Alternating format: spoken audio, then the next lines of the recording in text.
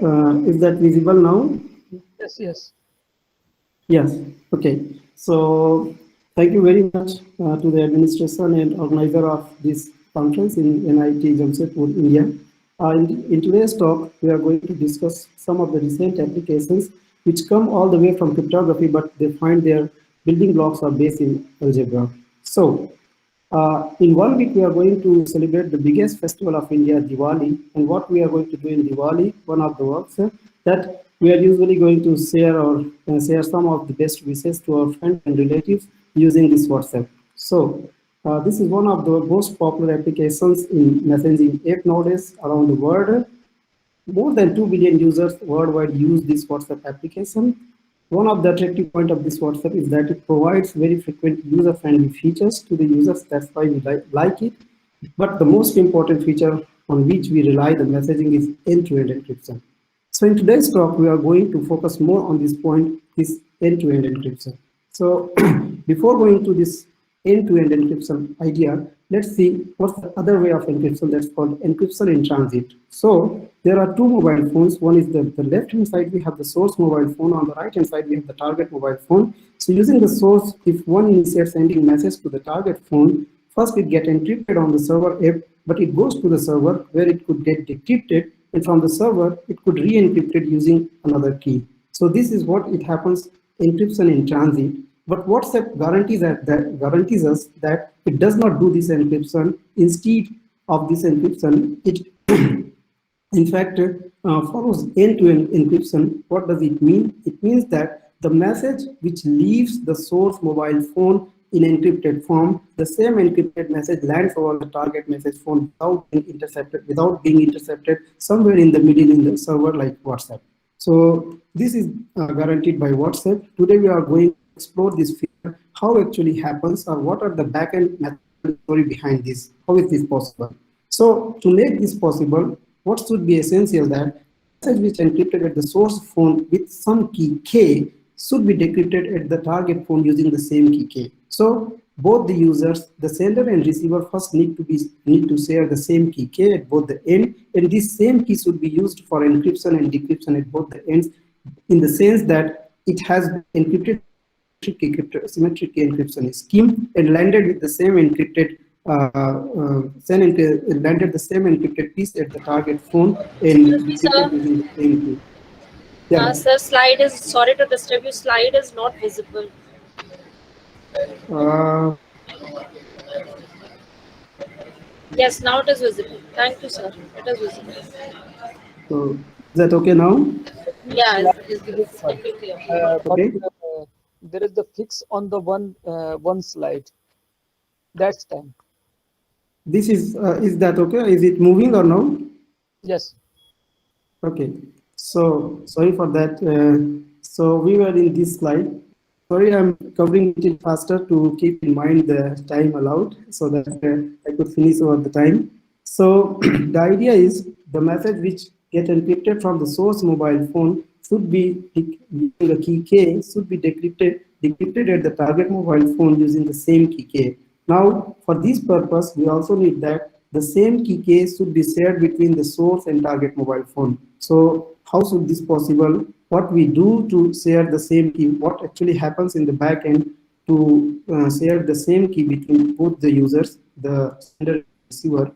This is done by using exchange protocol led by Whitfield Diffie and Martin Hellman in 1976, two guys from MIT, USA, and they suggested to select a generator G of a finite field Fp then to agree with the one of the generators G, then the sender he select means in the sender end it selects an integer A, at the target end it selects another integer B. The sender who has this private or secret information A can compute G to power A and send this G to power A to the target phone. At the target, on the other way around, when the other guy want to send message to the first one, he can select a secret information B, can compute G to power B and share this G to power B to the first guy. This is how they share their public value, which is G to power A and G to power B. Actually, your slide is fixed. Yeah. Now this move to the another slide. Okay.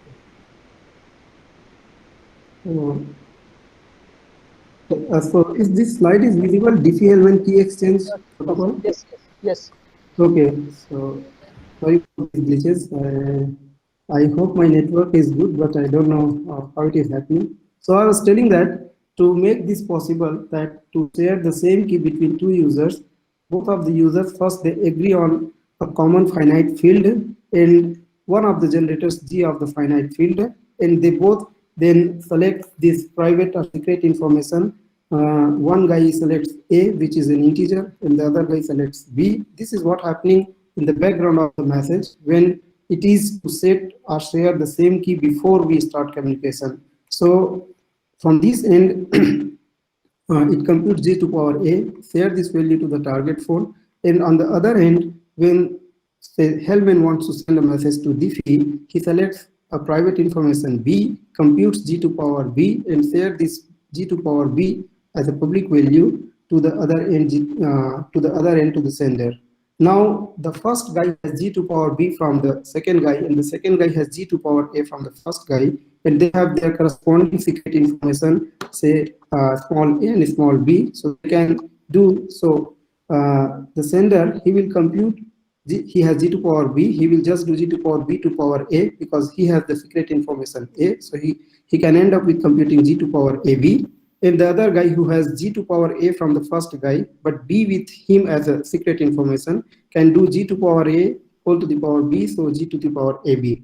So they end up with sharing the same key, the secret that anyone who intercepts this information G to power A or G to power B should not be able to compute this G to power AB. Okay, and this is possible because of the commutativity of the property, the multiplication property in finite field. And for this purpose, for security reason, we require this prime to be 2048 bit, which is a large size, of course. So this is what happens in the back end to share the same key over an e-secure channel. So this is very popularly in cryptography as a Diffie-Hellman key exchange protocol. So what's the security of this protocol? Now the next slide is visible, security slide. No, actually, this is the again same slide at the previous slide. Oh, Now it is This visible. is the security. I need to minimize and then maximize again because I need some effects. So the security of this protocol rests on a well-known hard problem known as discrete logarithm problem. So we can see in the previous slide how one can get the secret information, that to get a secret information either A or B, one intercept G to power A or G to power B has to extract this small a or b from that. So having G to power A, recovering A would be the problem, and this is exactly what we call as a discrete logarithm problem. And this is a hard problem which cannot be solved in a finite field with modulo time.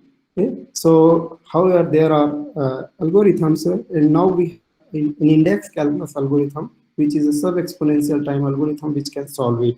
Okay? So this is one thing, one nice feature by which the same key can be shared.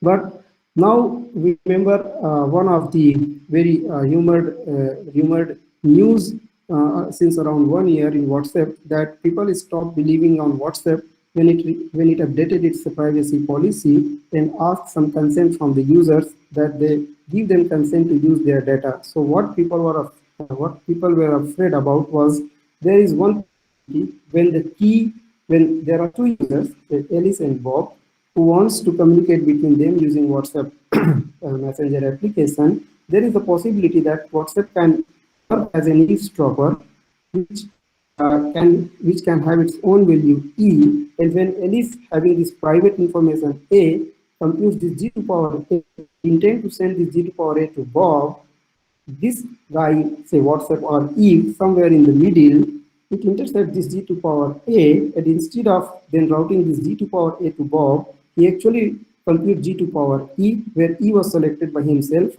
and route this G to power E to Bob. Similarly, on the other hand, when Bob computes G to power B, having B as a private information and G as generator of the finite field, it intercepts this g to power b in somewhere in the middle, and instead of sending this g to power b, it routes this g to power e to Alice. So we can see Alice and Bob, they both end up with getting a value g to power e with them. Now next, what they do, they just apply their private information, that is a for Alice and b for Bob. So they receive g to power e. So Alice computes g to power e to power a, that we call ka. Similarly, Bob computes, he has g to power a from g to power e from Eve. He computes g to power e to power b, and he end up with computing g to power eb. Here we see that in contrast to the main protocol, now they end up with sharing two different keys. So they do not share the same key. This is the problem. And but this middle guy, which could be WhatsApp, what we suspect that it can compute both of their keys. So it can compute KA, KB, because he has G to power A, he also has G to power B. So he simply need to just put this E over G to power A and to G to power B, and he can end up with computing both their keys. What could be the advantage in this Eve has these both keys that we see? So what advantage this Eve or WhatsApp can have with having these two keys Ka and Kb? So Alice, which has a key Ka, I hope this slide is visible, right? Yes. Okay, so Alice, who has the key Ka, it encrypts the message M1 using its key Ka and sends this ciphertext Ca, but in meanwhile, somewhere in the middle, WhatsApp or Eve intercept this encryption Ca, and remember it has both the keys Ka and Kb. Using its Ka, it decrypt this ciphertext first, retrieve the original message M1, and then re-encrypt this message M1, now using the key of Bob, that is KB, because he has both, it has access to both the keys Ka and Kb. So first it is the message M1 from Alice, and then it re-encrypt it using the key of Bob, not of the Alice. So it computes C prime A, send prime A to Bob. Bob will receive this ciphertext CA prime. Now actually, it believes that ciphertext was sent by Alice, and it tried to decrypt this ciphertext using its key KB, which is now possible because the original message, which was encrypted using Ka, was intercepted by Eve and now has been re-encrypted using the key of. So it will be possible. It will be possible for Bob to decrypt this message using the key KB. Similarly, Bob do the same job. Can intercept the message, can decrypt it, can receive, can get this message, can re-encrypt this message with Alice key, which Alice can decrypt. After this communication, if they settle for the same message, they actually they indeed share the same message, and they believe that yes, when Alice said, I sent you a message M1, did you receive it? Bob said, yes, I received M1. So they believe that actually they end up with sharing the same message, but meanwhile it has been intercepted, it has been read. This was what people were concerned about when WhatsApp asked the updated security policy and asked the consent to store the data. They suspected that WhatsApp can always intercept and can decrypt our message, though we still get our message encrypted form in encrypted form in our mobile device, and we can share the same message, but WhatsApp can also have a lookup to that message. So this was the problem. This was the issue. However, before going to the going one further step to see how this key exchange happens actually in WhatsApp. So what the key exchange we have seen, sorry, so I need to do this, I think. Yeah, so in practical, in WhatsApp, the key exchange does not happen in finite field. Using finite field for key exchange, WhatsApp use this Diffie-Hellman key exchange protocol or elliptic curves. So what are the benefits? The benefit is on the parameter size. We can see for the same level of security. For example, if we see the first row in the red, they are security level which are given by security of AES encryption. So if we see, if we need 112-bit security as of AES, in finite field, if we use this discrete logarithm problem, so if we use the key exchange protocol using finite field, we need the size of prime to be 2048-bit. But while if we want to use the same Diffie-Hellman key exchange protocol, but now if our elliptic curve, we only need the size of prime to be 224-bit. So we can save hugely the parameters of the protocol, and also as in the field, we see for the discrete logarithm problem, which was the main issue for the security, main security solution. So in the there is a sub-exponential algorithm, index calculus algorithm. For elliptic curve, in general, there are no sub-exponential algorithm which applies at every elliptic curve. There are some, but they apply at very specific. Conclude your lecture. Actually, there is 2 minutes left. Oh, okay. So we use this elliptic curve, discrete logarithm problem. So if we see what an elliptic curve is, so we know an elliptic curve is a curve of viscous form in normal form. It looks like this, and I will skip some slides from elliptic curve and will directly come. So we had some background of elliptic curve, but in elliptic curve, we have this double-end paid algorithm by which we can compute n times p. So for example, if we want to compute 947 times p, that means we want to add a point p on elliptic curve. We don't need to edit it 946 times. Instead, we can do it by 9 doubling and 6 addition, like this. So this is one possibility in elliptic curve, which gives us efficient computation, and which also gives us security in terms of the available solutions of discrete logarithm problem, which are not available in general for elliptic curve and has not been implemented practically. So we can quickly see this Diffie-Hellman key exchange protocol. Actually in WhatsApp happens in this way, that an AP is computed from the source phone sent to the target phone, and BP is computed from the target phone sent to the source phone, and at the end both of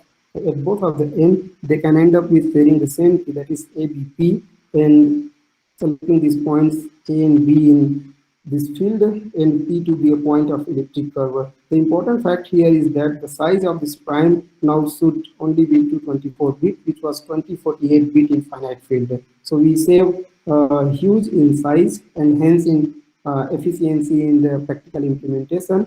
The security is given by discrete logarithm problem or elliptic curve, but we know that there is a possibility of man in the middle attack.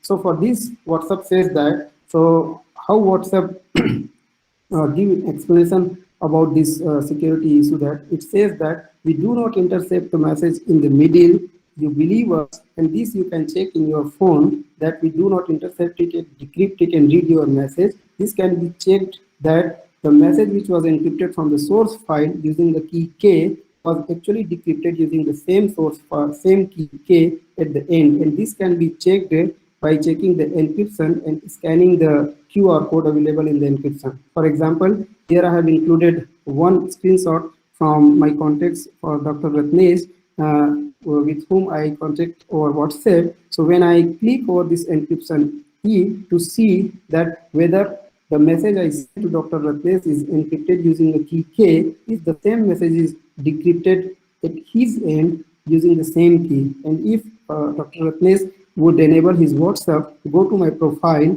and if he scan this code, he will get a green tick, so which shows that the message which was encrypted from my end was actually decrypted using the same key at his end.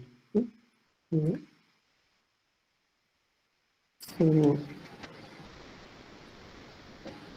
Okay, wait. so the end, or do I have 2 more minutes left? That's why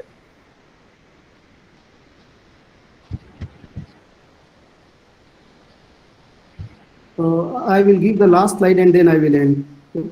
So quickly, okay. So we can see another application of elliptic curve over blockchain for the cryptocurrency transaction. So if you can see this slide, and we have this popular cryptocurrency transaction between the users. What actually happens? So to make a transaction, the user should have the sender's blockchain address, the recipient's blockchain address, the amount it wants to send, date and time of the transaction, and everything is hashed, and then this digest after the hashing, which is the SHA-256, this has to be signed using the key, and this signature is actually done by ECDSA, which is elliptic curve digital signature algorithm. So this is also one factor where we use this elliptic curve for authentication. Further, after authentication, there are miners who authenticate this transaction and add in the pool of blockchain. And this is how a transaction takes place. So when we do this transaction, we essentially get a wallet which gives us the public and private key. And this security of private key actually depends on discrete logarithm problem or elliptic curve. So we see how a transaction looks, and at the end, I just want to end this talk with caution that the private key is very important in the cryptocurrency transaction. It should be secure in the wallet, and the private key which can be used to sign a transaction can be used to use the wallet at other devices, and be used to recover the public key, and from public key we actually can make blockchain address. So private key is very important, whose security relies on the difficulty of this elliptic or discrete logarithm problem. For example, in the Bitcoin, in the cryptocurrency transaction, the Bitcoin and Ethereum, they use this elliptic or discrete logarithm problem for security of the private key, which are in their wallet, means user's wallet. So I would end here, and I would welcome if you have any queries. Sorry for this interruption over the slides, and due to the time limit, I need to run with it. Sir, because